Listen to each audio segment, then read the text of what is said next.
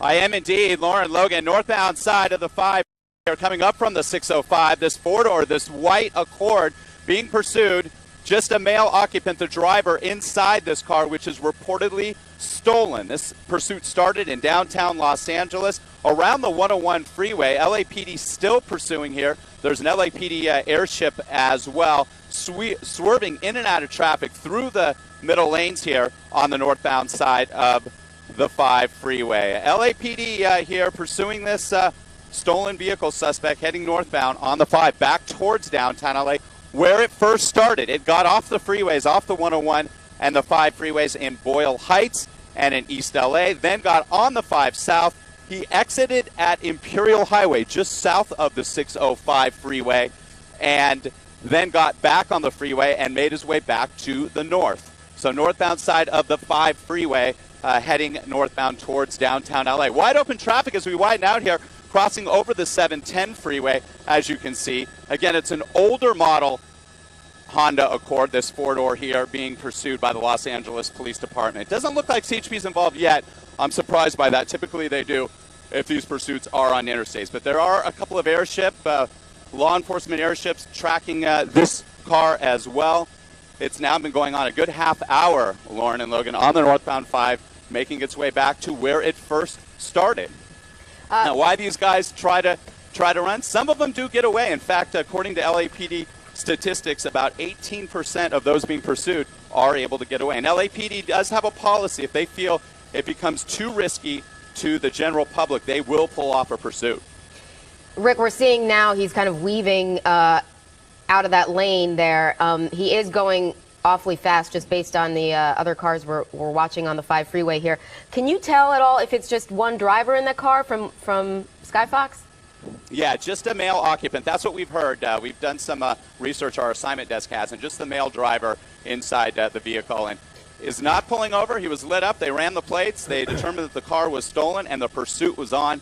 And again, we believe that happened in the downtown area near the 101 and 4th Street. So he exited the freeway just east of downtown LA in Boyle Heights and made his way through East Los Angeles, and then got on the southbound side of the 5 at high speeds, as you see now, because the morning rush is over. The volume is light. He exited at Imperial Highway, but then he chose to get right back on the freeway, but in the opposite direction, the northbound side, and that's where we're at now. Next freeway he will be approaching is the 710 freeway. So he'll have some options there, and more options, of course, as he gets towards downtown Los Angeles. Rick, you made an interesting point a moment ago that usually when there's a chase that takes place on a freeway in Southern California, the CHP gets involved and then lets the other local authorities kind of take a step back. You're not seeing that, at least at this point. We've been now 30 minutes into this chase.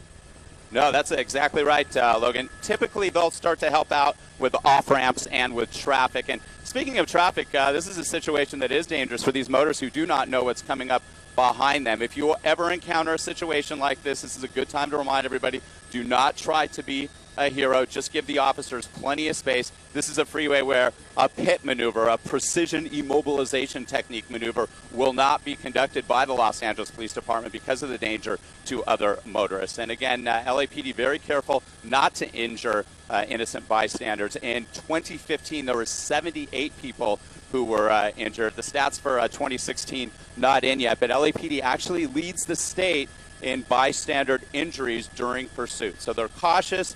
And again, 20%, a little less than 20% of these individuals are able to evade police and get away. That really Northbound is side of the incredible 5 to me. still here approaching the 710. Yeah, that stat is really incredible to me because, you know, whenever we're covering these things, it doesn't seem like anyone gets away. They usually flee on foot, but I guess there are that 20% that's why people continue to keep police pursuits up. He's getting up on him now. Rick, can you estimate how fast he's going? He's going about 80 miles an hour, 85, sometimes 90 miles an hour, because you can see the traffic there. And even though they should be going 65 miles an hour, they're likely going 70, 75. So he's going a good 15 or so, 10 to 15 above that. Much quicker now in the carpool lane, northbound side of the 5, approaching the 710 freeway. And let's see what he does. There's the signs for the transition road. Looks like he's staying in the middle lanes and not making the transition, the swing to the 710 freeway. He's going to make his way northbound on the 5 freeway here towards downtown Los Angeles. Rick, Talk about those pit maneuvers. They don't do it on the freeway. It's obviously too dangerous, but we've seen so many of them. It seems like they really have to pick their moments there. They're generally on those side streets. There's not a lot of traffic, not a lot of pedestrians, and then they pick that spot where maybe the car is turning or something. They've slowed down enough to where they can get in position and spin that car around. And sometimes we've seen the pit maneuver work, and other times it spins them around, and then they just travel on and continue on. Yeah.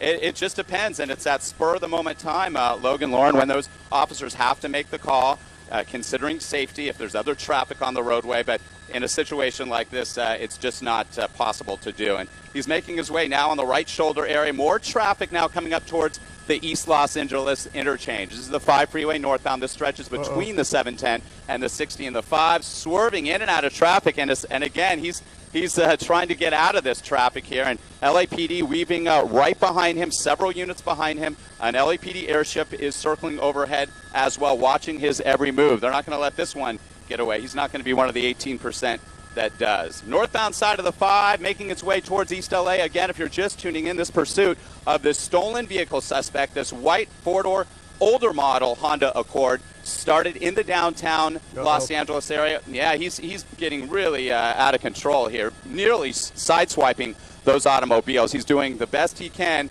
to evade police. And this pursuit made its way south on the 5 freeway, exiting at Imperial Highway, well to the south. And then he got right back on the freeway, and he's making his way back to where this pursuit started in downtown LA off the 101 and 4th Street. So Rick, a more dangerous situation now. Stay with us, Rick, for a moment, because we do have Dennis Zine on the phone. He is an LA councilman as well as a former LAPD. Dennis, have you been watching this? Yes, I have. And this is highly dangerous, a very populated area with vehicles and a very congested area. And this man is definitely either going to crash or cause injury to someone else, because his reckless driving is absolutely outrageous. Many of the pursuits we've seen have been late hours, not a lot of traffic. In this particular situation, there's a tremendous amount of traffic as we see him weaving out of lanes, LAPD right behind him. It'd be an opportune time to stop the pursuit. They're not going to do a pit maneuver with as many cars around and the speed he's traveling. They're going to follow. They'll have an air unit overhead, Fox 11's overhead, obviously, to maintain this. But this man is creating great hazard in the area where it looks like they laid out some spike strips for him there on the exit ramp. Now that he's in a residential area, this gets even trickier. It will be. The off-ramp, they did the spike strips. He's now entering another area. He took that off-ramp. I don't know what off-ramp that is, but now he's going to be in this residential area. Less traffic. There may be some pedestrians in the neighborhood. He'll just wander through and try to elude the police as much as he can in this stolen vehicle. Here comes the pit maneuver, Dennis. It was an attempted pit maneuver. Looks like he stopped. Looks like the police car. Well, yeah, he's got 2 flat tires in the back there, and now he has stopped. Officers out. They've drawn their guns. It looks like they've surrounded the car, and they are attempting to get that suspect out of the car. Now they've got him surrounded, and we're going to see if he's going to surrender or if there'll be the standoff that sometimes takes place as we're watching. The officers are out. They're taking...